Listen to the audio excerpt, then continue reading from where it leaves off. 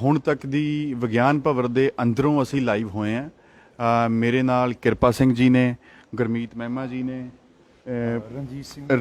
ਰਣਜੀਤ ਸਿੰਘ ਜੀ ਨੇ ਹੁਸ਼ਿਆਰਪੁਰ ਤੋਂ, ਆਜ਼ਾਦ ਕਿਸਾਨ ਕਮੇਟੀ ਤੋਂ। ਮੈਂ ਤੁਹਾਡੇ ਸਾਰਿਆਂ ਦੇ ਨਾਲ ਇਹ ਗੱਲ ਸ਼ੇਅਰ ਕਰਨੀ ਚਾਹੁੰਦਾ ਕਿ ਖੇਤੀ ਮੰਤਰੀ ਨਰਿੰਦਰ ਤੋਮਰ ਨੇ ਸਾਫ਼ ਤਰੀਕੇ ਨਾਲ ਨਾ ਕਰ ਦਿੱਤੀ ਹੈ ਕਿ ਅਸੀਂ ਇਹ ਕਾਨੂੰਨ ਰੱਦ ਨਹੀਂ ਕਰਾਂਗੇ। ਉਹਨਾਂ ਨੇ ਬਾਰ-ਬਾਰ ਇਸ ਚੀਜ਼ ਦਾ ਜ਼ੋਰ ਪਾਇਆ ਕਿ ਤੁਸੀਂ ਸੰਸ਼ੋਧਨ ਦੇ ਉੱਪਰ ਗੱਲ ਕਰੋ ਜਾਂ ਹੋਰ ਮੁੱਦੇ ਦੇ ਉੱਪਰ ਗੱਲ ਕਰੋ, ਕਿਵੇਂ ਇਹਦਾ ਹੱਲ ਕੱਢਿਆ ਜਾਵੇ, ਬਟ ਅਸੀਂ ਜਿਹੜੇ ਕਾਨੂੰਨ ਨੇ ਉਹ ਰੱਦ ਨਹੀਂ ਕਰਾਂਗੇ। ਇਹ ਵੀ ਖਬਰ ਆ ਰਹੀ ਹੈ, ਅਜੇ ਕਲੀਅਰ ਨਹੀਂ ਕਰ ਪਾਵਾਂਗਾ। 10 ਤੋਂ 15 ਮਿੰਟ ਦੇ ਵਿੱਚ ਤੁਹਾਡੇ ਨਾਲ ਦੁਬਾਰਾ ਲਾਈਵ ਹੋਵਾਂਗੇ, ਜੋ ਅੰਦਰ ਚੱਲ ਰਿਹਾ ਤੁਹਾਨੂੰ ਦੱਸਾਂਗੇ। ਸਾਡੀਆਂ ਕਿਸਾਨ ਜਥੇਬੰਦੀਆਂ ਅੰਦਰੋਂ ਵਾਕਆਊਟ ਵੀ ਕਰ ਸਕਦੀਆਂ ਨੇ। ਜੋ ਮਾਹੌਲ ਅੰਦਰ ਬਣਿਆ ਹੋਇਆ ਹੈ ਇਸ ਵੇਲੇ, ਉਹ ਮੀਟਿੰਗ ਦੇ ਵਿੱਚੋਂ ਕਿਸੇ ਵੀ ਟਾਈਮ ਬਾਹਰ ਆ ਸਕਦੇ ਨੇ, ਕਿਉਂਕਿ 4 ਤਰੀਕ ਦੀ ਮੀਟਿੰਗ ਦੇ ਵਿੱਚ ਇਹ ਗੱਲ ਕਹੀ ਸੀ ਕਿ ਹਾਂ ਨਾ ਦੇ ਵਿੱਚ ਜਵਾਬ ਦਿਓ, ਤੁਸੀਂ ਕਾਨੂੰਨ ਰੱਦ ਕਰੋਗੇ ਜਾਂ ਨਹੀਂ ਕਰੋਗੇ। ਸੋ ਹੁਣ ਤੱਕ ਇਹ ਗੱਲ ਹੈ, ਨਰਿੰਦਰ ਤੋਮਰ ਨੇ ਸਾਫ਼ ਕਰ ਦਿੱਤਾ ਹੈ ਕਿ ਅਸੀਂ ਕਾਨੂੰਨ ਰੱਦ ਨਹੀਂ ਕਰਾਂਗੇ। ਇਹਦੇ ਉੱਪਰ ਮੇਰੇ ਨਾਲ ਕਿਰਪਾ ਸਿੰਘ ਜੀ ਨੇ, ਉਹਨਾਂ ਦੇ ਕੋਲੋਂ ਸੁਝਾਅ, ਉਹਨਾਂ ਦੇ ਜੋ ਪ੍ਰਤੀਕਰਮ ਉਹ ਲਿਆ ਜਾਵੇਗਾ।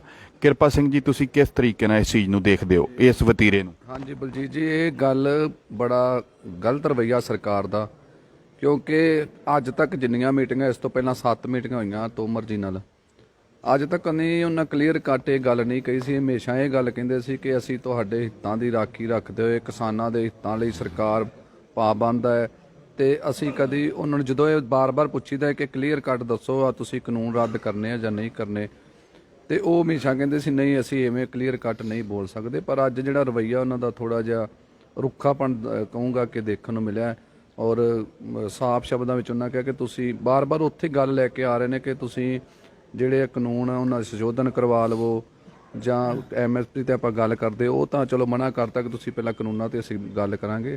ਪਰ ਇਹ ਜਿਹੜਾ ਰਵੱਈਆ ਹੈ ਬਹੁਤ ਘਟੀਆ ਮੈਂ ਸਮਝੂੰਗਾ, ਔਰ ਅੰਦੋਲਨ ਵਾਲੇ ਜਿਵੇਂ ਹੁਣ ਕਿਸਾਨ ਜਥੇਬੰਦੀਆਂ ਨੂੰ ਵੀ ਸਾਨੂੰ ਦੁਬਾਰਾ ਇੱਕ ਵਾਰ ਤੋਂ ਫਿਰ ਸੋਚਣਾ ਪਊਗਾ ਕਿ ਅਗਲਾ ਐਕਸ਼ਨ ਕੀ ਤਿਆਰ ਕੀਤਾ ਜਾਵੇ ਜੀ।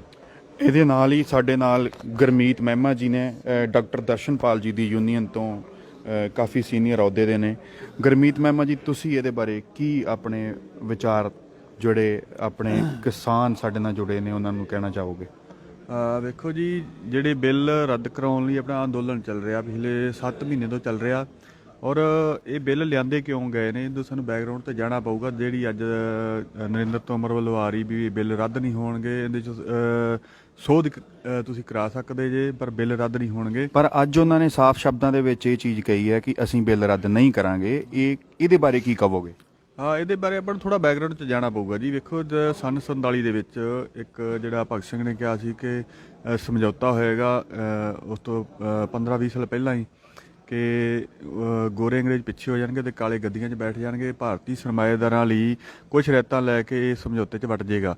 ਤਾਂ ਉਸ ਤੋਂ ਬਾਅਦ ਜਿਹੜਾ ਬਰਤਾਨੀਆ ਸਾਮਰਾਜ, ਫਿਰ ਅਮਰੀਕਨ ਸਾਮਰਾਜ ਹੋਣ 'ਚ ਆਇਆ, ਤੇ ਇਸ ਟਾਈਮ ਜਿਹੜੇ ਸਾਮਰਾਜੀ ਧੜਿਆਂ ਦਾ ਰਾਜ ਹੈ ਭਾਰਤ ਦੇ ਉੱਪਰ, ਔਰ ਜਿਹੜੀ ਇਹ BJP ਜਿਹੜੀ ਪਾਰਟੀ ਹੈ, ਉਹ ਉਹਨਾਂ ਦੀ ਫਰੰਟ ਪਾਰਟੀ ਹੈ, ਔਰ ਸਰਕਾਰ ਜਿਹੜੀ ਉਹ BJP ਦੀ ਹੈ। ਇਹਨਾਂ ਦੀ ਸਰਕਾਰ ਹੈ, ਰਾਜ ਉਹਨਾਂ ਦਾ, ਤੇ ਫੈਸਲੇ ਉਹੀ ਚੱਲਣੇ ਨੇ ਜਿਹੜੇ ਉੱਥੇ ਹੋਣੇ ਨੇ, ਜਿਹੜੇ ਰਾਜ ਭਾਗ ਨੇ ਕਰਨੇ ਨੇ। ਤੇ ਫੈਸਲੇ ਜਿਹੜੇ ਇਹ ਬਿੱਲ ਅਮਰੀਕਨ ਵਾਈਟ ਹਾਊਸ ਦੇ ਵਿੱਚੋਂ ਪਾਸ ਹੋ ਕੇ ਆਏ ਨੇ, ਤਾਂ ਉਹ ਇੱਥੇ ਸਿੱਧੇ ਲਿਆ ਕੇ, ਨਾ ਉਹਦੀ ਕੋਈ ਪ੍ਰਕਿਰਿਆ ਨਹੀਂ, ਬਸ ਲਿਆ ਕੇ ਲਾਗੂ ਹੀ ਕਰਤੇ ਨੇ। ਤਾਂ ਉਸ ਲਈ ਜਦੋਂ ਆਪਣੀ ਲੜਾਈ ਹੁਣ ਇਹ ਆ ਵੀ ਉਹਦਾ ਕਾਰਨ ਇਹ ਆ ਵੀ ਜਿਹੜਾ ਮੰਦਵਾੜਾ ਛਾਇਆ ਹੋਇਆ ਹੈ ਲਾਕਡਾਊਨ ਤੋਂ ਪਹਿਲਾਂ, ਜਾਣੀ ਪਿਛਲੇ ਦਸੰਬਰ 'ਚ ਵੀ ਜਿਹੜੇ ਸਾਮਰਾਜੀਆਂ ਦੇ ਸਾਰੇ ਹੀ ਸੰਕਟ ਦੇ ਵਿੱਚ ਨੇ, ਕਾਰੋਬਾਰ ਠੱਪ ਹੋ ਰਹੇ ਨੇ। ਤਾਂ ਜਿਹੜਾ ਉਹ ਉਸ ਦਿਨਾਂ ਵਿੱਚ ਵੀ ਹੁਣ ਵੀ ਚੱਲ ਰਿਹਾ, ਜਿਹੜਾ ਬਾਕੀ GDP ਸਾਰੀ ਡਿੱਗ ਪਈ, ਤਾਂ 3.4% ਜਿਹੜਾ ਖੇਤੀਬਾੜੀ ਸੈਕਟਰ ਹੀ ਗਰੋਥ ਕਰ ਰਿਹਾ ਹੈ, ਔਰ ਨਾਲ ਜਿਹੜਾ ਫੂਡ ਦਾ ਕਾਰੋਬਾਰ ਹੈ। ਸੋ ਇਸ ਦੋਵਾਂ ਨੂੰ ਡਿਵੈਲਪ ਕਰਨ ਵਾਸਤੇ ਇੱਕ ਕਾਰੋਬਾਰ ਦੇ ਤੌਰ 'ਤੇ ਇਹਦੇ 'ਚੋਂ ਸਰਮਾਇਆ ਕਮਾਉਣ ਲਈ ਸਰਮਾਏਦਾਰੀ ਸਿਸਟਮ ਨੂੰ ਉਹ ਵੇਖਦੇ ਨੇ ਵੀ ਅੱਗੇ ਸਾਡਾ ਵੱਧ ਸਕਦਾ, ਤਾਂ ਇਸ ਲਈ ਲਿਆਂਦੇ ਗਏ ਨੇ। ਅਤੇ ਇਸ ਨੂੰ ਵਾਪਸ ਨਹੀਂ ਕਰਨਗੇ। ਸੋ ਇਹਦੇ ਲਈ ਲੜਾਈ ਜਿਹੜੀ ਉਹ ਸਾਨੂੰ ਹੋਰ ਵਿਆਪਕ ਕਰਨੀ ਪੈਣੀ ਹੈ। ਜਨਤਾ ਨੂੰ ਇਹ ਦੱਸਣਾ ਪੈਣਾ ਕਿ ਮੋਦੀ ਸਿਰਫ ਸਰਕਾਰ ਹੈ, ਵੋਟਾਂ ਨਾਲ ਜਿਹੜਾ ਉਹ ਰਾਜ ਨਹੀਂ ਬਦਲਦੇ। ਰਾਜ ਬਦਲਣ ਲਈ ਸਾਨੂੰ ਇਕਜੁੱਟ ਹੋ ਕੇ ਜਿਹੜਾ ਭਾਰਤ ਦੇ ਲੋਕ ਇਕੱਠੇ ਹੋਣਗੇ ਤਾਂ ਫਿਰ ਹੀ ਭਾਰਤ ਦੇ ਲੋਕਾਂ ਦੇ ਪੱਖ 'ਚ ਫੈਸਲੇ ਹੋਣਗੇ ਔਰ ਇੱਥੋਂ ਸਾਮਰਾਜੀਆਂ ਧੜਿਆਂ ਨੂੰ ਬਾਹਰ ਦਬਲਣਾ ਪੈਣਾ ਹੈ। ਜਿਵੇਂ ਸੰਨ 47 ਤੋਂ ਪਹਿਲਾਂ ਲੜਾਈ ਚੱਲੀ ਕਿ ਭਗਤ ਸਿੰਘ ਨੇ ਵੀ ਕਿਹਾ ਸੀ ਲੋਕਾਂ ਲਈ ਜੇ ਕੁਝ ਬਦਲਣਾ ਤਾਂ ਉਹਦੇ ਲਈ ਸਾਨੂੰ ਇਨਕਲਾਬ ਕਰਨਾ ਪੈਣਾ ਹੈ। ਸੋ ਇਸ ਲਈ ਇੱਥੇ ਵੀ ਹਾਲਤ ਉਹੀ ਬਣਦੀ ਜਾ ਰਹੀ। ਹੁਣ ਜਿਹੜੇ ਲਾਸਟ ਜਿਵੇਂ ਪਹਿਲਾਂ ਸੰਨ 47 ਤੋਂ ਪਹਿਲਾਂ ਜੋ ਲੜਾਈਆਂ ਚੱਲੀਆਂ ਤਾਂ 29-30 ਅਦਾਰੇ ਜਿਹੜੇ 40 ਅਦਾਰੇ ਸਰਕਾਰੀ ਹੋਂਦ 'ਚ ਆਏ। ਉਹਦਾ ਵੀ ਕਾਰਨ ਵੀ ਚਾਈਨਾ 'ਚ ਇਨਕਲਾਬ ਆਇਆ, ਰੂਸ 'ਚ ਇਨਕਲਾਬ ਆਇਆ। ਤਾਂ ਉਹਦੇ ਤੋਂ ਲੈ ਕੇ ਹਿੰਦੁਸਤਾਨ 'ਚ ਵੀ ਕਹਿੰਦਾ ਵੀ ਭਗਤ ਸਿੰਘ ਜੋ ਚਾਹੁੰਦਾ ਸੀ ਉਹ ਅਸੀਂ ਸਰਕਾਰੀ ਅਦਾਰੇ ਤੁਹਾਨੂੰ ਬਣਾ ਕੇ ਦੇ ਰਹੇ ਹਾਂ ਅਤੇ ਤੁਸੀਂ ਬਸ ਆਜ਼ਾਦੀ ਤੁਹਾਡੇ ਲਈ ਆ ਗਈ। ਤਾਂ ਹੁਣ ਉਹ ਸਾਰੇ ਦੇ ਸਾਰੇ ਉਹੀ ਅਦਾਰੇ ਜਿਹੜੇ ਸਾਮਰਾਜੀ ਕੰਪਨੀਆਂ ਨੂੰ ਘਰਾਣਿਆਂ ਨੂੰ ਦੇ ਦਿੱਤੇ ਗਏ, ਪ੍ਰਾਈਵੇਟੇਸ਼ਨ ਕਰ ਦਿੱਤੀ ਗਈ। ਤਾਂ ਇਹ ਜਿਹੜੀ ਇੱਕ ਖਰੀਦ ਬਚੀ ਸੀ ਜਾਂ ਖੇਤੀ ਸੈਕਟਰ ਬਚਿਆ ਸੀ ਉਹਦਾ ਵੀ ਹੁਣ ਮੁਕੰਮਲ ਜਿਹੜਾ ਨਿੱਜੀਕਰਨ ਕੀਤਾ ਜਾਣਾ, ਇੱਕ ਕਾਰਪੋਰੇਟ ਘਰਾਣੇ ਕੋਲੇ ਜਾਣਾ। ਤਾਂ ਉਹ ਲੜਾਈ ਇੱਥੇ ਆ ਵੀ ਜੇ ਬਿੱਲ ਲਾਗੂ ਹੁੰਦੇ ਨੇ ਤਾਂ ਕਿਸਾਨ ਖਤਮ ਨੇ, ਜੇ ਨਹੀਂ ਹੁੰਦੇ ਤੇ ਉਹਨਾਂ ਦਾ ਜਿਹੜਾ ਖੇਤੀਬਾੜੀ ਸੈਕਟਰ ਉਹਨਾਂ ਕੋਲ नहीं जा सकूगा। मैं मैमा जी ਤੁਹਾਡੇ ਕੋਲ दोबारा आ रहे हैं। बात करनी चाहेंगे धर्मेंद्र जी जो राकेश टिकैत जी के साथ होते हैं। और धर्मेंद्र जी अभी अभी अंदर से ये खबर आ रही है कि नरेंद्र तोमर जी ने ये बात बोल दी है कि हम कानून रद्द नहीं करेंगे। और चर्चा पे बात करो, इसके ऊपर आपका क्या प्रतिक्रम है और क्या बोलना चाहते हैं जो हमारे साथ लोग? मैं अभी अंदर से बैठक से ही आया हूँ। कृषि मंत्री जी ने ये सीधे शब्दों में तो नहीं कहा है, लेकिन जो उनकी बात का सार है वो यही है कि देश में और भी राज्य हैं और तरह के भी किसान हैं, पंजाब हरियाणा से अलग भी किसान हैं। हमको सबसे चर्चा करनी होगी और बिल को ऐसे रद्द नहीं किया जा सकता। लेकिन हमारे नेताओं ने उनको साफ बोल दिया है कि हम 8 मीटिंग कर चुके हैं, आपको बता चुके हैं। अब इतनी कमी है कि हम आपको जो है, आप चाहते हो कि यहाँ पे 70 की जगह 700 शहादत हो, हम मरने के लिए तैयार हैं, लेकिन हम जो है बिना वापसी के घर वापस जाने की स्थिति में नहीं है। सरकार है, सरकार को एरोगेंट नहीं रहना चाहिए। हमारे राज्यपाल जी ने बोला है कि जिस तरह से पंजाब के कुछ बीजेपी के नेता आंदोलन को बदनाम करने के लिए डायरेक्ट हमारे लोगों को टारगेट कर रहे हैं, गालियां दे रहे हैं, आप इसको रोकिए। हम धैर्यवान लोग हैं, लेकिन बहुत लंबे समय तक हमारा धैर्य नहीं आप बना के रख सकते हो। अगर हमारे बच्चों का धैर्य टूट गया तो फिर क्या होगा, ये हमारे भी हाथ में नहीं है। सरकार गोल गोल घुमा रही है बात को, और हमारे बहुत सारे लोगों का मत है कि आज ये 9वीं बैठक है, ऐसे घुमाने से काम नहीं चलता। तो बीच में एक बार मीटिंग छोड़ने की भी बात होगी थी। देखिए अभी लंच होने वाला है, पर आज का जो पूरा का पूरा जिस तरह की कृषि मंत्री जी की बयानबाजी है या उनकी बॉडी लैंग्वेज है या जिस कॉन्फिडेंस के साथ वो बोल रहे हैं, उससे नहीं लगता कि सरकार अभी इतनी आसानी से मानने वाली है। मेरे किसान साथियों से ये निवेदन है कि कमर कसनी पड़ेगी और लंबे समय तक इस आंदोलन में लगना पड़ेगा, चाहे अब इसमें 6 महीने लगे, साल लगे। लेकिन आज जिस तरह से पूरा किसान ने अपनी ताकत को झोंक दिया है, जितने अपने संसाधनों को झोंक दिया है, जिस तरह से हमारे बच्चे अपनी पढ़ाई की, अपनी नौकरी की, किसी दूसरी चीज़ की परवाह नहीं कर रहे, हमारे जो कृषि कार्य है कि वाहन थे सब आज दिल्ली में जमा है, इससे बड़ा देश का दुर्भाग्य नहीं हो सकता। लेकिन हमको सर्वस्त्र भी इस पर लुटाना पड़े तो हम उसके लिए तैयार हैं, लेकिन अब दिल्ली से ऐसे खाली हाथ जाने वाले नहीं। धन्यवाद। साडे नाल उत्तराखंड तो वीर ने गुरसेवक सिंह जी।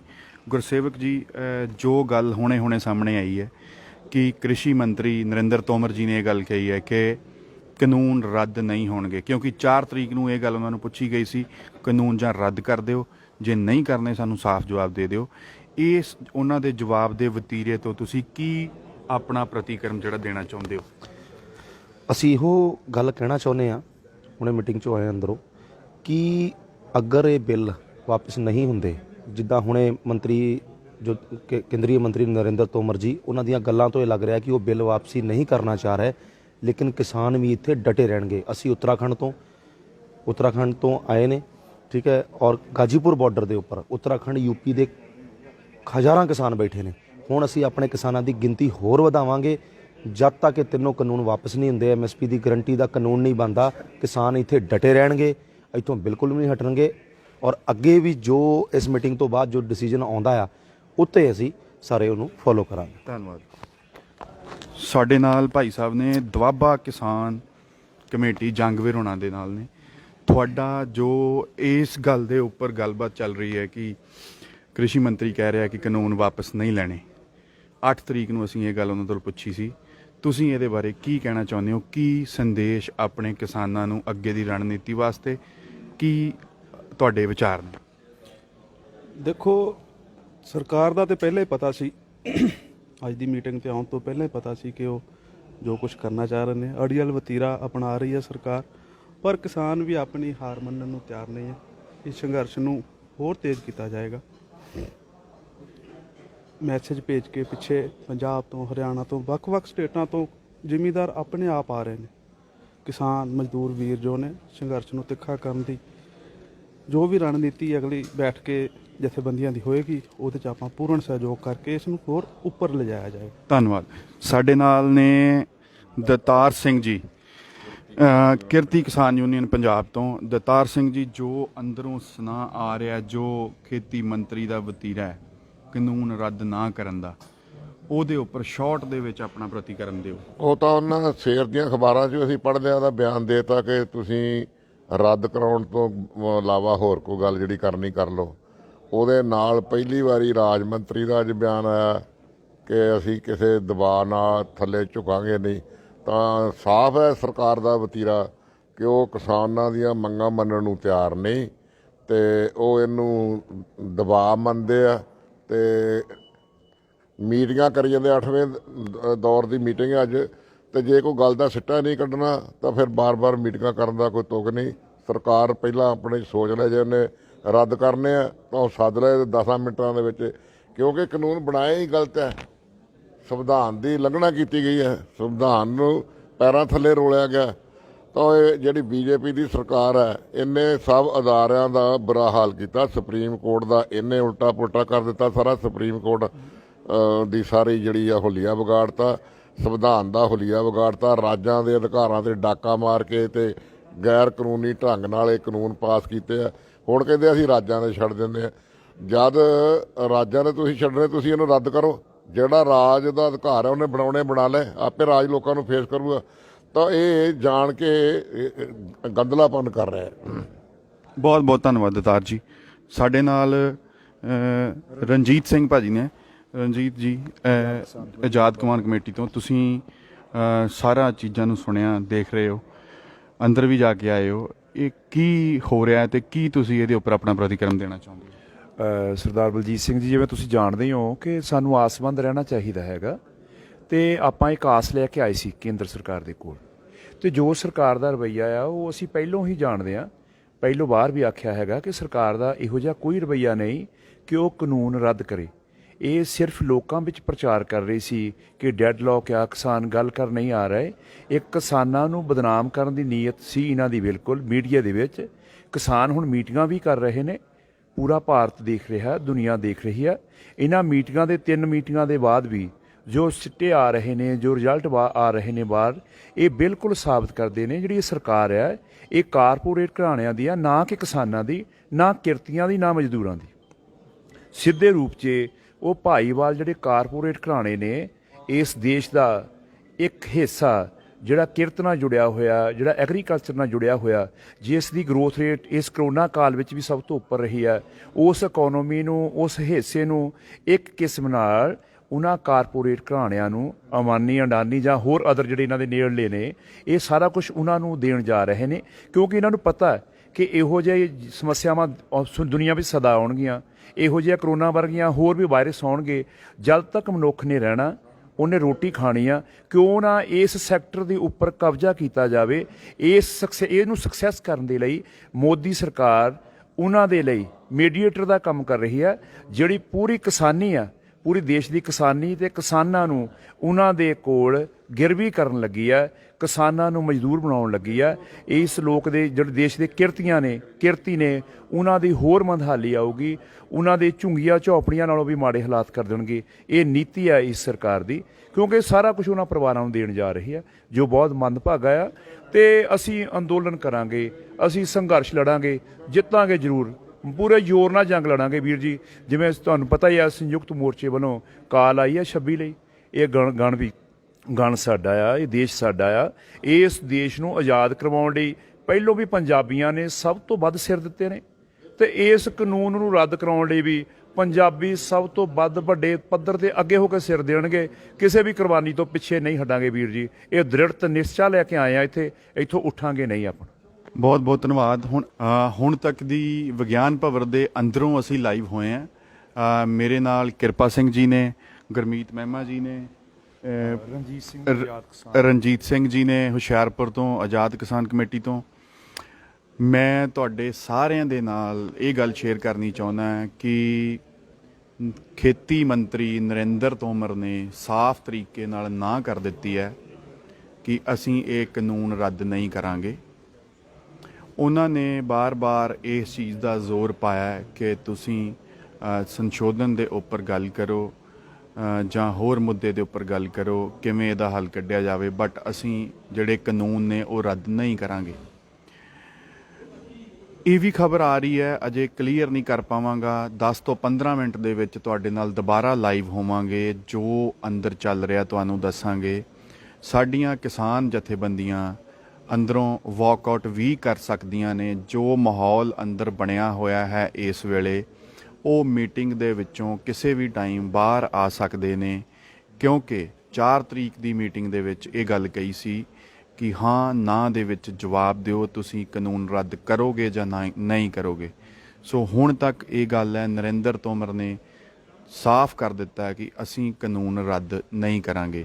ਇਹਦੇ ਉੱਪਰ ਮੇਰੇ ਨਾਲ ਕਿਰਪਾ ਸਿੰਘ ਜੀ ਨੇ, ਉਹਨਾਂ ਦੇ ਕੋਲੋਂ ਸੁਝਾਅ, ਉਹਨਾਂ ਦੇ ਜੋ ਪ੍ਰਤੀਕਰਮ ਉਹ ਲਿਆ ਜਾਵੇਗਾ। ਕਿਰਪਾ ਸਿੰਘ ਜੀ, ਤੁਸੀਂ ਕਿਸ ਤਰੀਕੇ ਨਾਲ ਇਸ ਚੀਜ਼ ਨੂੰ ਦੇਖਦੇ ਹੋ, ਇਸ ਵਤੀਰੇ ਨੂੰ? ਹਾਂਜੀ ਬਲਜੀਤ ਜੀ, ਇਹ ਗੱਲ ਬੜਾ ਗਲਤ ਰਵੱਈਆ ਸਰਕਾਰ ਦਾ, ਕਿਉਂਕਿ ਅੱਜ ਤੱਕ ਜਿੰਨੀਆਂ ਮੀਟਿੰਗਾਂ, ਇਸ ਤੋਂ ਪਹਿਲਾਂ 7 ਮੀਟਿੰਗਾਂ ਹੋਈਆਂ ਤੋਮਰ ਜੀ ਨਾਲ, ਅੱਜ ਤੱਕ ਨਹੀਂ ਉਹਨਾਂ ਕਲੀਅਰ ਕੱਟ ਇਹ ਗੱਲ ਨਹੀਂ ਕਹੀ ਸੀ। ਹਮੇਸ਼ਾ ਇਹ ਗੱਲ ਕਹਿੰਦੇ ਸੀ ਕਿ ਅਸੀਂ ਤੁਹਾਡੇ ਹਿੱਤਾਂ ਦੀ ਰਾਖੀ ਰੱਖਦੇ ਹੋਏ ਕਿਸਾਨਾਂ ਦੇ ਹਿੱਤਾਂ ਲਈ ਸਰਕਾਰ ਪਾਬੰਦ ਹੈ। ਤੇ ਅਸੀਂ ਕਦੀ ਉਹਨਾਂ ਨੂੰ ਜਦੋਂ ਇਹ ਬਾਰ-ਬਾਰ ਪੁੱਛੀਦਾ ਕਿ ਕਲੀਅਰ ਕੱਟ ਦੱਸੋ ਆ ਤੁਸੀਂ ਕਾਨੂੰਨ ਰੱਦ ਕਰਨੇ ਆ ਜਾਂ ਨਹੀਂ ਕਰਨੇ, ਤੇ ਉਹ ਹਮੇਸ਼ਾ ਕਹਿੰਦੇ ਸੀ ਨਹੀਂ ਅਸੀਂ ਐਵੇਂ ਕਲੀਅਰ ਕੱਟ ਨਹੀਂ ਬੋਲ ਸਕਦੇ। ਪਰ ਅੱਜ ਜਿਹੜਾ ਰਵੱਈਆ ਉਹਨਾਂ ਦਾ ਥੋੜਾ ਜਿਹਾ ਰੁੱਖਾਪਣ ਕਹੂੰਗਾ ਕਿ ਦੇਖਣ ਨੂੰ ਮਿਲਿਆ, ਔਰ ਸਾਫ਼ ਸ਼ਬਦਾਂ ਵਿੱਚ ਉਹਨਾਂ ਕਿਹਾ ਕਿ ਤੁਸੀਂ ਬਾਰ-ਬਾਰ ਉੱਥੇ ਗੱਲ ਲੈ ਕੇ ਆ ਰਹੇ ਨੇ ਕਿ ਤੁਸੀਂ ਜਿਹੜੇ ਕਾਨੂੰਨ ਆ ਉਹਨਾਂ ਦਾ ਸੰਸ਼ੋਧਨ ਕਰਵਾ ਲਵੋ ਜਾਂ ਐਮਐਸਪੀ ਤੇ ਆਪਾਂ ਗੱਲ ਕਰਦੇ, ਉਹ ਤਾਂ ਚਲੋ ਮਨਾ ਕਰਤਾ ਕਿ ਤੁਸੀਂ ਪਹਿਲਾਂ ਕਾਨੂੰਨਾਂ ਤੇ ਅਸੀਂ ਗੱਲ ਕਰਾਂਗੇ। ਪਰ ਇਹ ਜਿਹੜਾ ਰਵੱਈਆ ਹੈ ਬਹੁਤ ਘਟੀਆ ਮੈਂ ਸਮਝੂੰਗਾ, ਔਰ ਅੰਦੋਲਨ ਵਾਲੇ ਜਿਵੇਂ ਹੁਣ ਕਿਸਾਨ ਜਥੇਬੰਦੀਆਂ ਨੂੰ ਵੀ ਸਾਨੂੰ ਦੁਬਾਰਾ ਇੱਕ ਵਾਰ ਤੋਂ ਫਿਰ ਸੋਚਣਾ ਪਊਗਾ ਕਿ ਅਗਲਾ ਐਕਸ਼ਨ ਕੀ ਤਿਆਰ ਕੀਤਾ ਜਾਵੇ ਜੀ। ਇਹਦੇ ਨਾਲ ਹੀ ਸਾਡੇ ਨਾਲ ਗੁਰਮੀਤ ਮਹਿਮਾ ਜੀ ਨੇ, ਡਾਕਟਰ ਦਰਸ਼ਨਪਾਲ ਜੀ ਦੀ ਯੂਨੀਅਨ ਤੋਂ ਕਾਫੀ ਸੀਨੀਅਰ ਅਹੁਦੇ ਦੇ ਨੇ। ਗੁਰਮੀਤ ਮਹਿਮਾ ਜੀ, ਤੁਸੀਂ ਇਹਦੇ ਬਾਰੇ ਕੀ ਆਪਣੇ ਵਿਚਾਰ, ਜਿਹੜੇ ਆਪਣੇ ਕਿਸਾਨ ਸਾਡੇ ਨਾਲ ਜੁੜੇ ਨੇ, ਉਹਨਾਂ ਨੂੰ ਕਹਿਣਾ ਚਾਹੋਗੇ? ਵੇਖੋ ਜੀ, ਜਿਹੜੇ ਬਿੱਲ ਰੱਦ ਕਰਾਉਣ ਲਈ ਆਪਣਾ ਅੰਦੋਲਨ ਚੱਲ ਰਿਹਾ, ਪਿਛਲੇ 7 ਮਹੀਨੇ ਤੋਂ ਚੱਲ ਰਿਹਾ, ਔਰ ਇਹ ਬਿੱਲ ਲਿਆਂਦੇ ਕਿਉਂ ਗਏ ਨੇ ਇਹਦਾ ਸਾਨੂੰ ਬੈਕਗਰਾਉਂਡ ਤੇ ਜਾਣਾ ਪਊਗਾ। ਜਿਹੜੀ ਅੱਜ ਨਰਿੰਦਰ ਤੋਮਰ ਵੱਲੋਂ ਆ ਰਹੀ ਵੀ ਬਿੱਲ ਰੱਦ ਨਹੀਂ ਹੋਣਗੇ, ਇਹਦੇ 'ਚ ਸੋਧ ਤੁਸੀਂ ਕਰਾ ਸਕਦੇ ਜੇ, ਪਰ ਬਿੱਲ ਰੱਦ ਨਹੀਂ ਹੋਣਗੇ। ਪਰ ਅੱਜ ਉਹਨਾਂ ਨੇ ਸਾਫ਼ ਸ਼ਬਦਾਂ ਦੇ ਵਿੱਚ ਇਹ ਚੀਜ਼ ਕਹੀ ਹੈ ਕਿ ਅਸੀਂ ਬਿੱਲ ਰੱਦ ਨਹੀਂ ਕਰਾਂਗੇ। ਇਹਦੇ ਬਾਰੇ ਕੀ ਕਹੋਗੇ? ਹਾਂ, ਇਹਦੇ ਬਾਰੇ ਆਪਾਂ ਨੂੰ ਥੋੜਾ ਬੈਕਗਰਾਉਂਡ 'ਚ ਜਾਣਾ ਪਊਗਾ ਜੀ। ਵੇਖੋ, ਸੰਨ 47 ਦੇ ਵਿੱਚ ਇੱਕ ਜਿਹੜਾ ਭਗਤ ਸਿੰਘ ਨੇ ਕਿਹਾ ਸੀ ਕਿ ਸਮਝੌਤਾ ਹੋਏਗਾ, ਉਸ ਤੋਂ 15-20 ਸਾਲ ਪਹਿਲਾਂ ਹੀ, ਕਿ ਗੋਰੇ ਅੰਗਰੇਜ਼ ਪਿੱਛੇ ਹੋ ਜਾਣਗੇ ਤੇ ਕਾਲੇ ਗੱਦੀਆਂ 'ਚ ਬੈਠ ਜਾਣਗੇ, ਭਾਰਤੀ ਸਰਮਾਏਦਾਰਾਂ ਲਈ ਕੁਝ ਰੈਤਾਂ ਲੈ ਕੇ ਇਹ ਸਮਝੌਤੇ 'ਚ ਵਟ ਜਾਏਗਾ। ਤਾਂ ਉਸ ਤੋਂ ਬਾਅਦ ਜਿਹੜਾ ਬਰਤਾਨੀਆ ਸਾਮਰਾਜ ਫਿਰ ਅਮਰੀਕਨ ਸਾਮਰਾਜ ਹੋਣ 'ਚ ਆਇਆ, ਤੇ ਇਸ ਟਾਈਮ ਜਿਹੜੇ ਸਾਮਰਾਜੀ ਧੜਿਆਂ ਦਾ ਰਾਜ ਹੈ ਭਾਰਤ ਦੇ ਉੱਪਰ, ਔਰ ਜਿਹੜੀ ਇਹ ਬੀਜੇਪੀ ਜਿਹੜੀ ਪਾਰਟੀ ਹੈ ਉਹ ਉਹਨਾਂ ਦੀ ਫਰੰਟ ਪਾਰਟੀ ਹੈ, ਔਰ ਸਰਕਾਰ ਜਿਹੜੀ ਉਹ ਬੀਜੇਪੀ ਦੀ ਹੈ। ਇਹਨਾਂ ਦੀ ਸਰਕਾਰ ਹੈ, ਰਾਜ ਉਹਨਾਂ ਦਾ, ਤੇ ਫੈਸਲੇ ਉਹੀ ਚੱਲਣੇ ਨੇ ਜਿਹੜੇ ਉੱਥੇ ਹੋਣੇ ਨੇ, ਜਿਹੜੇ ਰਾਜ ਭਾਗ ਨੇ ਕਰਨੇ ਨੇ। ਤੇ ਫੈਸਲੇ ਜਿਹੜੇ ਇਹ ਬਿੱਲ ਅਮਰੀਕਨ ਵਾਈਟ ਹਾਊਸ ਦੇ ਵਿੱਚੋਂ ਪਾਸ ਹੋ ਕੇ ਆਏ ਨੇ, ਤਾਂ ਉਹ ਇੱਥੇ ਸਿੱਧੇ ਲਿਆ ਕੇ ਨਾ ਉਹਦੀ ਕੋਈ ਪ੍ਰਕਿਰਿਆ ਨਹੀਂ, ਬਸ ਲਿਆ ਕੇ ਲਾਗੂ ਹੀ ਕਰਤੇ ਨੇ। ਤਾਂ ਉਸ ਲਈ ਜਦੋਂ ਆਪਣੀ ਲੜਾਈ ਹੁਣ ਇਹ ਆ ਵੀ ਉਹਦਾ ਕਾਰਨ ਇਹ ਆ ਵੀ ਜਿਹੜਾ ਮੰਦਵਾੜਾ ਛਾਇਆ ਹੋਇਆ ਹੈ ਲਾਕਡਾਊਨ ਤੋਂ ਪਹਿਲਾਂ, ਜਾਣੀ ਪਿਛਲੇ ਦਸੰਬਰ 'ਚ ਵੀ ਜਿਹੜੇ ਸਾਮਰਾਜੀਆਂ ਦੇ ਸਾਰੇ ਹੀ ਸੰਕਟ ਦੇ ਵਿੱਚ ਨੇ, ਕਾਰੋਬਾਰ ਠੱਪ ਹੋ ਰਹੇ ਨੇ। ਤਾਂ ਜਿਹੜਾ ਉਹ ਉਸ ਦਿਨਾਂ ਵਿੱਚ ਵੀ ਹੁਣ ਵੀ ਚੱਲ ਰਿਹਾ, ਜਿਹੜਾ ਬਾਕੀ GDP ਸਾਰੀ ਡਿੱਗ ਪਈ, ਤਾਂ 3.4% ਜਿਹੜਾ ਖੇਤੀਬਾੜੀ ਸੈਕਟਰ ਹੀ ਗਰੋਥ ਕਰ ਰਿਹਾ ਹੈ, ਔਰ ਨਾਲ ਜਿਹੜਾ ਫੂਡ ਦਾ ਕਾਰੋਬਾਰ ਹੈ। ਸੋ ਇਸ ਦੋਵਾਂ ਨੂੰ ਡਿਵੈਲਪ ਕਰਨ ਵਾਸਤੇ ਇੱਕ ਕਾਰੋਬਾਰ ਦੇ ਤੌਰ ਤੇ ਇਹਦੇ ਚੋਂ ਸਰਮਾਇਆ ਕਮਾਉਣ ਲਈ ਸਰਮਾਏਦਾਰੀ ਸਿਸਟਮ ਨੂੰ ਉਹ ਵੇਖਦੇ ਨੇ ਵੀ ਅੱਗੇ ਸਾਡਾ ਵੱਧ ਸਕਦਾ, ਤੋ ਇਸ ਲਈ ਲਿਆਂਦੇ ਗਏ ਨੇ ਤੇ ਇਸ ਨੂੰ ਵਾਪਸ ਨਹੀਂ ਕਰਨਗੇ। ਤੋ ਇਹਦੇ ਲਈ ਲੜਾਈ ਜਿਹੜੀ ਉਹ ਸਾਨੂੰ ਹੋਰ ਵਿਆਪਕ ਕਰਨੀ ਪੈਣੀ ਹੈ। ਜਨਤਾ ਨੂੰ ਇਹ ਦੱਸਣਾ ਪੈਣਾ ਕਿ ਮੋਦੀ ਸਿਰਫ ਸਰਕਾਰ ਹੈ, ਵੋਟਾਂ ਨਾਲ ਜਿਹੜਾ ਉਹ ਰਾਜ ਨਹੀਂ ਬਦਲਦੇ। ਰਾਜ ਬਦਲਣ ਲਈ ਸਾਨੂੰ ਇਕਜੁੱਟ ਹੋ ਕੇ ਜਿਹੜਾ ਭਾਰਤ ਦੇ ਲੋਕ ਇਕੱਠੇ ਹੋਣਗੇ ਤਾਂ ਫਿਰ ਹੀ ਭਾਰਤ ਦੇ ਲੋਕਾਂ ਦੇ ਪੱਖ 'ਚ ਫੈਸਲੇ ਹੋਣਗੇ ਔਰ ਇੱਥੋਂ ਸਾਮਰਾਜੀਆਂ ਧੜਿਆਂ ਨੂੰ ਬਾਹਰ ਦਬਲਣਾ ਪੈਣਾ ਹੈ। ਜਿਵੇਂ ਸੰਨ 47 ਤੋਂ ਪਹਿਲਾਂ ਲੜਾਈ ਚੱਲੀ ਕਿ ਭਗਤ ਸਿੰਘ ਨੇ ਵੀ ਕਿਹਾ ਸੀ ਲੋਕਾਂ ਲਈ ਜੇ ਕੁਝ ਬਦਲਣਾ ਹੈ ਤਾਂ ਉਹਦੇ ਲਈ ਸਾਨੂੰ ਇਨਕਲਾਬ ਕਰਨਾ ਪੈਣਾ ਹੈ। ਸੋ ਇਸ ਲਈ ਇੱਥੇ ਵੀ ਹਾਲਤ ਉਹੀ ਬਣਦੀ ਜਾ ਰਹੀ। ਹੁਣ ਜਿਹੜੇ ਲਾਸਟ ਜਿਵੇਂ ਪਹਿਲਾਂ ਸੰਨ 47 ਤੋਂ ਪਹਿਲਾਂ ਜਦੋਂ ਲੜਾਈਆਂ ਚੱਲੀਆਂ ਤਾਂ 29-30 ਅਦਾਰੇ ਜਿਹੜੇ 40 ਅਦਾਰੇ ਸਰਕਾਰੀ ਹੋਂਦ 'ਚ ਆਏ, ਉਹਦਾ ਵੀ ਕਾਰਨ ਵੀ ਚਾਈਨਾ 'ਚ ਇਨਕਲਾਬ ਆਇਆ, ਰੂਸ 'ਚ ਇਨਕਲਾਬ ਆਇਆ, ਤਾਂ ਉਹਦੇ ਤੋਂ ਲੈ ਕੇ ਹਿੰਦੁਸਤਾਨ 'ਚ ਵੀ ਕਹਿੰਦਾ ਵੀ ਭਗਤ ਸਿੰਘ ਜੋ ਚਾਹੁੰਦਾ ਸੀ ਉਹ ਅਸੀਂ ਸਰਕਾਰੀ ਅਦਾਰੇ ਤੁਹਾਨੂੰ ਬਣਾ ਕੇ ਦੇ ਰਹੇ ਹਾਂ ਤੇ ਤੁਸੀਂ ਬਸ ਆਜ਼ਾਦੀ ਤੁਹਾਡੇ ਲਈ ਆ ਗਈ। ਤਾਂ ਹੁਣ ਉਹ ਸਾਰੇ ਦੇ ਸਾਰੇ ਉਹੀ ਅਦਾਰੇ ਜਿਹੜੇ ਸਾਮਰਾਜੀ ਕੰਪਨੀਆਂ ਨੂੰ ਘਰਾਣਿਆਂ ਨੂੰ ਦੇ ਦਿੱਤੇ ਗਏ, ਪ੍ਰਾਈਵੇਟੇਸ਼ਨ ਕਰ ਦਿੱਤੀ ਗਈ। ਤਾਂ ਇਹ ਜਿਹੜੀ ਇੱਕ ਖਰੀਦ ਬਚੀ ਸੀ ਜਾਂ ਖੇਤੀ ਸੈਕਟਰ ਬਚਿਆ ਸੀ ਉਹਦਾ ਵੀ ਹੁਣ ਮੁਕੰਮਲ ਜਿਹੜਾ ਨਿੱਜੀਕਰਨ ਕੀਤਾ ਜਾਣਾ, ਇੱਕ ਕਾਰਪੋਰੇਟ ਘਰਾਣੇ ਕੋਲੇ ਜਾਣਾ। ਤਾਂ ਲੜਾਈ ਇੱਥੇ ਆ ਵੀ ਜੇ ਬਿੱਲ ਲਾਗੂ ਹੁੰਦੇ ਨੇ ਤਾਂ ਕਿਸਾਨ ਖਤਮ ਨੇ, ਜੇ ਨਹੀਂ ਹੁੰਦੇ ਤੇ ਉਹਨਾਂ ਦਾ ਜਿਹੜਾ ਖੇਤੀਬਾੜੀ ਸੈਕਟਰ ਉਹਨਾਂ ਕੋਲ ਨਹੀਂ ਜਾ ਸਕੂਗਾ। मैं मैमा जी ਤੁਹਾਡੇ ਕੋਲ दोबारा आ रहे हैं। बात करनी चाहेंगे धर्मेंद्र जी जो राकेश टिकैत जी के साथ होते हैं। और धर्मेंद्र जी अभी अभी अंदर से ये खबर आ रही है कि नरेंद्र तोमर जी ने ये बात बोल दी है कि हम कानून रद्द नहीं करेंगे। और चर्चा पे बात करो, इसके ऊपर आपका क्या प्रतिक्रिया और क्या बोलना चाहते हैं जो हमारे साथ देखिए, लोग? मैं अभी अंदर से बैठक से ही आया हूँ। कृषि मंत्री जी ने ये सीधे शब्दों में तो नहीं कहा है, लेकिन जो उनकी बात का सार है वो यही है कि देश में और भी राज्य हैं, और तरह के भी किसान हैं, पंजाब हरियाणा से अलग भी किसान हैं, हमको सबसे चर्चा करनी होगी और बिल को ऐसे रद्द नहीं किया जा सकता। लेकिन हमारे नेताओं ने उनको साफ बोल दिया है कि हम 8 मीटिंग कर चुके हैं, आपको बता चुके हैं, अब इतनी कमी है कि हम आपको जो है, आप चाहते हो कि यहाँ पे 70 की जगह 700 शहादत हो, हम मरने के लिए तैयार हैं, लेकिन हम जो है बिना वापसी के घर वापस जाने की स्थिति में नहीं है।